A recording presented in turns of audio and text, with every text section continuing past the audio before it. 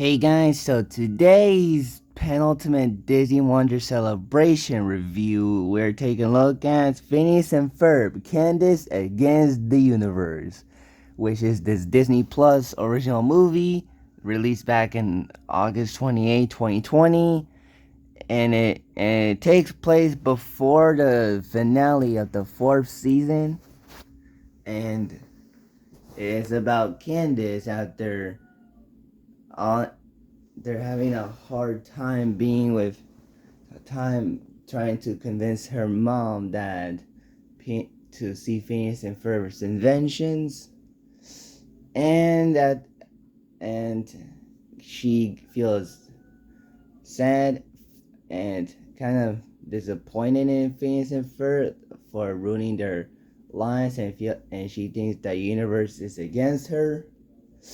And when she goes talk with Vanessa Doofenshmirtz, she noticed this giant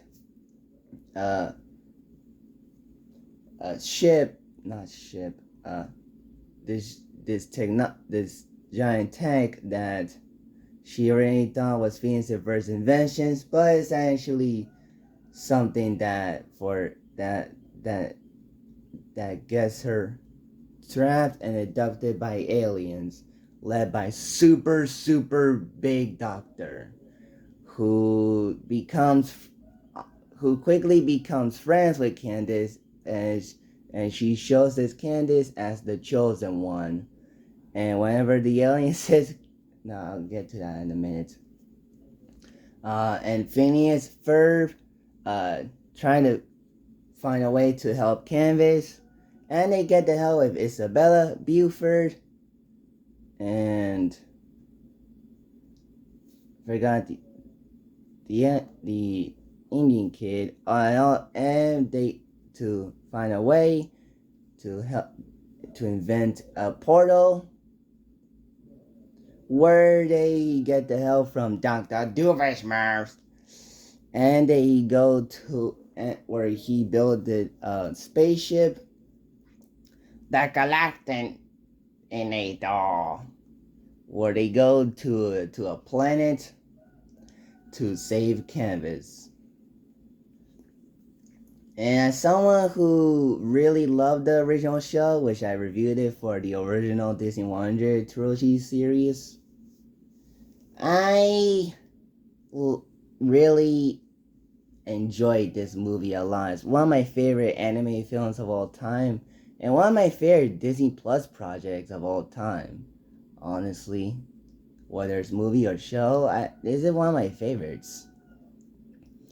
And mainly works because of the humor in it. This movie is really funny.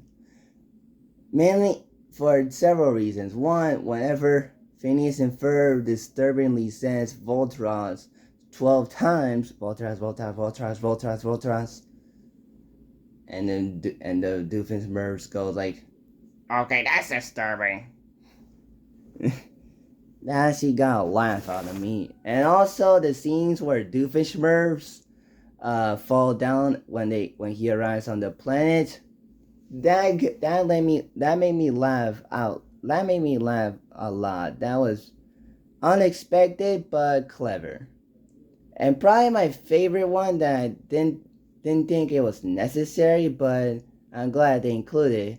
They sort of included a fourth wall joke, in which when they escape before they go to Earth, they're Phineas, Ferb, Buford, and Isabella, and someone else are kind of being turned from the original completed anime selves to like what they look like when they are being animated and turned to storyboards, which cuts to Dan Pavemir and Jeb Swampy Marsh, the creators of the show and voice actors of the show, which and then it cuts back to the animation where like Ferb go like, let's not do that, talk about that again. I didn't think they would do that, but I'm glad they included it because it didn't came out of nowhere and it gave me a good laugh out of it. And there were some funny moments as well, like whenever the aliens feel excited, happy about Candace, about what she did, they explode, and it comes a bigger part at the climax, which kind of feels a little. This is obviously a joke because they're not really dead, but this is kind of like the highest body count aside from the legs.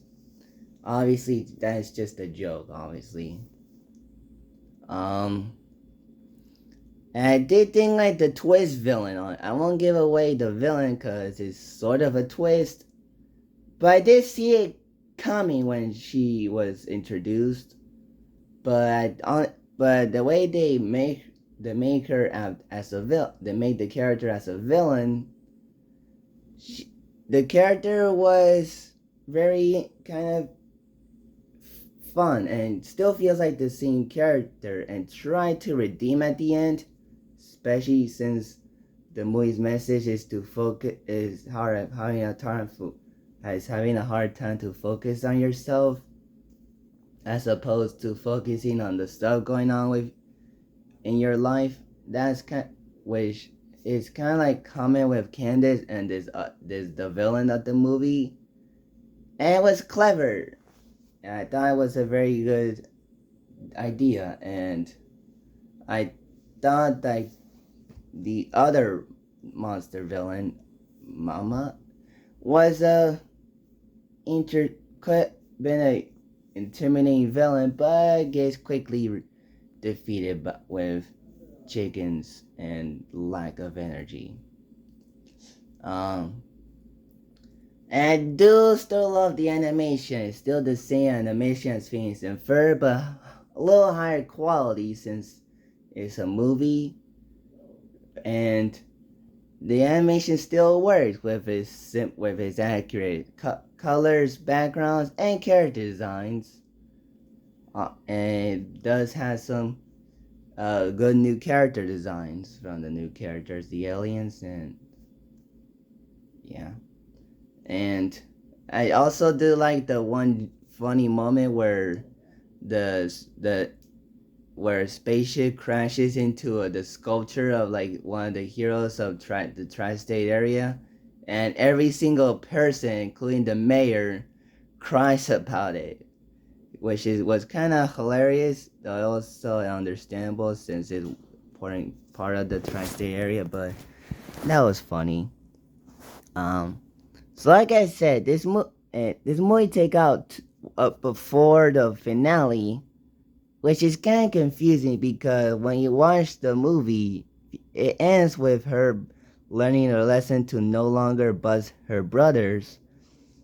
But if I can remember, the finale was that she tried to travel back in time several times to bust their brothers, but never worked out. So feels weird that in this movie she kind of learns to no longer bust their brothers, but in the finale, Phineas and Ferb that came out years prior was her trying to bust her brothers, but learn her lesson.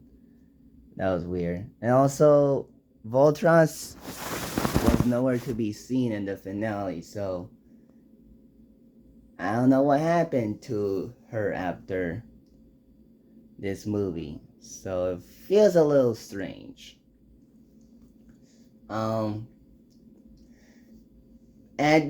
But I do think the songs are pretty good too. Like "It's a Beautiful Day" or the Doofenshmirtz adultering song, the Doofenshmirtz and Isabella song. That was kind of funny, and also kind of a lesson that Doofenshmirtz was trying to learn throughout the movie on it as a whole.